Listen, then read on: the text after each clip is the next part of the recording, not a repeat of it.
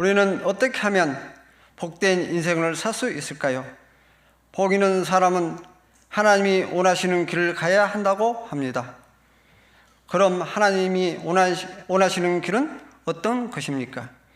1절 말씀 다 같이 읽겠습니다.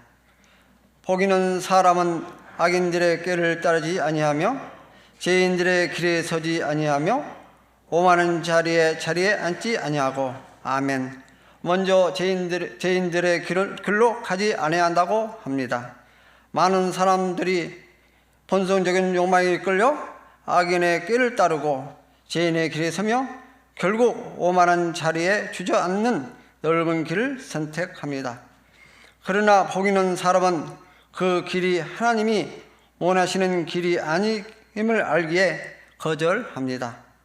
우리는 좁고 험할지라도 하나님이 원하시는 길을 가야 합니다. 그리고 복 있는 사람은 오직 여호와의 율법을 즐거워하여 그 율법을 주야로 묵상하는도다. 아멘.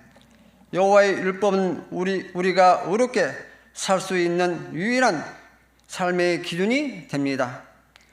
묵상은 하나님 말씀을 단순히 깨닫는 것이 멈추지 않고 그 의미를 끊임없이 생각하며 삶에 적용하기 위해 노력하는 것입니다.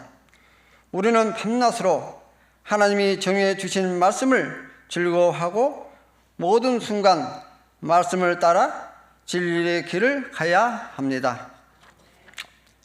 3절 말씀 다 같이 읽겠습니다. 그는 시냇가에 심은 나무가 철을 따라 열매를 맺으며 그 잎사귀가 마르지 아니함 같으니 그가 하는 모든 일이 다 형통하리로다. 아멘.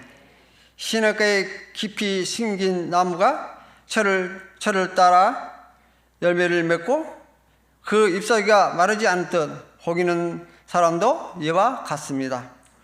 복 있는 사람은 항상 하나님과 연결되어 은혜를 공급받으며 말씀을 통해 삶의 변화를 이루어냅니다. 너희가 내 안에 거하고 내 말이 너 안에 거하면 무엇인지 원하는 대로 구하라. 그리하면 이루리라. 예수님의 말씀처럼 예수님 안에서 모든 일이 형통해집니다. 불의한 세상 속에서도 날마다 하나님의 은혜를 공급받아 의의 열매를 맺는 푸른 나무로 살아가기를 소망합니다. 4절에서 6절 말씀입니다. 악인들은 그렇지 아니하며 오직 바람에 나는 겨와 같도다. 그러므로 악인들은 심판을 견디지 못하며 죄인들이 의인들의 모임에 들지 못하리로다. 무릇 의인들의 길은 여호와께서 인정하시나 악인들의 길은 망하리로다. 아멘. 악인들은 하나님께 엄중한 심판을 받게 되며 그 무거운 심판을 스스로 감당낼 수 없습니다. 기질할 때 알고는 남고 쓸모없는 견은 바람에 험하게 날아가 버릴 듯 악인들의 비참한 최후도 이와 같습니다. 하나님의 율법을 저버리고 제 길을 따르는 자들은 결국 아무것도 남지 않는 빈 껍데기 같은 험한 삶을 맞이하게 됩니다. 우리는 바람에 허물하게 날아가는 빈 껍질 같은 삶이 아니라 진리의 말씀을 통해 결코 시들지 않는 믿음의 알곡을 남겨야 합니다. 하나님의 기준을 저버린 악인들에게 남는 것은 결국 구원이 아닌 비참한 멸망뿐입니다. 반면 의인들의 길은 하나님이 인정하시고 복을 주십니다. 순간의 쾌락 대신 하나님이 인정하시는 길을 가기를 소망합니다. 시편 1편을 읽으면서 복 있는 사람은 누구인가를 깊이 생각해 보았습니다.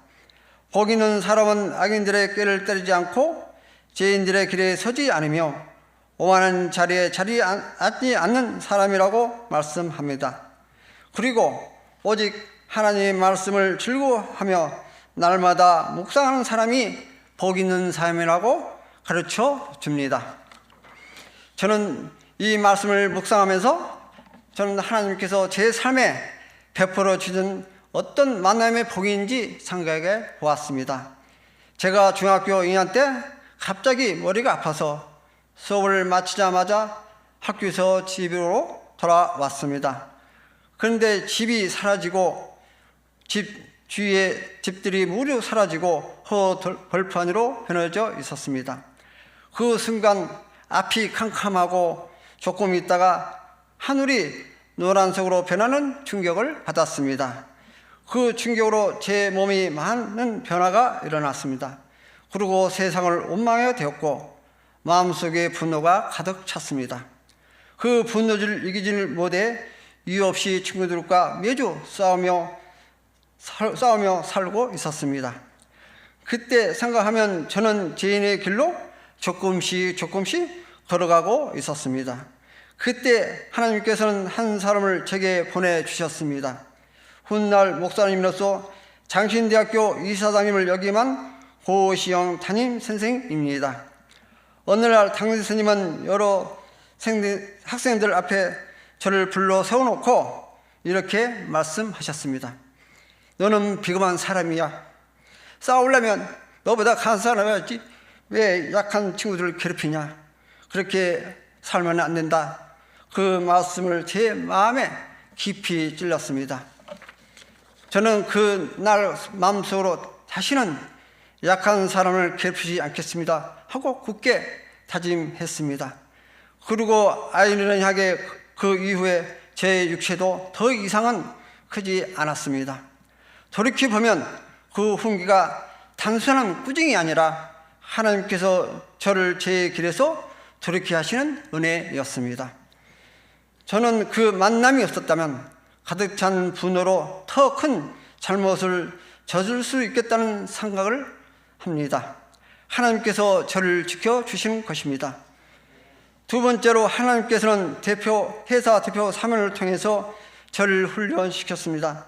어린 나이에 팀장을 맡아 부담이 너무 컸을 때 사모님께서는 사무실로 불러놓고 이렇게 고면해 주셨습니다. 너는 비록 팀장이지만 부장처럼 사장처럼 생각하고 행동하라. 더 큰 책임감을 가져라라고 말씀해 주셨습니다. 그 말씀은 제 마음을 강하게 만들었고 어려움을 이겨낼 정신력을 길러주셨습니다. 그 정신력이 하나님을 만나는 과정으로 사용됐습니다. 셋째 만남은 하나님의 만남입니다. 하나님 만남이 제일 큰 축복입니다. 우리 가족이 너무 어려운 상황에 있을 때 저는 새벽 출근길마다 하늘을 바라보며 울면서 기도했습니다. 살아계신 신이 있다면 어떤 신인지 가르쳐 주시고 저를 도와주세요. 너무 힘들어요. 그리고 우리 가족을 살려주세요. 하나님께서는 제 기도를 예민하지 않으셨습니다. 저를 하나님께로 인도하시고 말씀을 붙들고 살아가도록 이끌어 주셨습니다.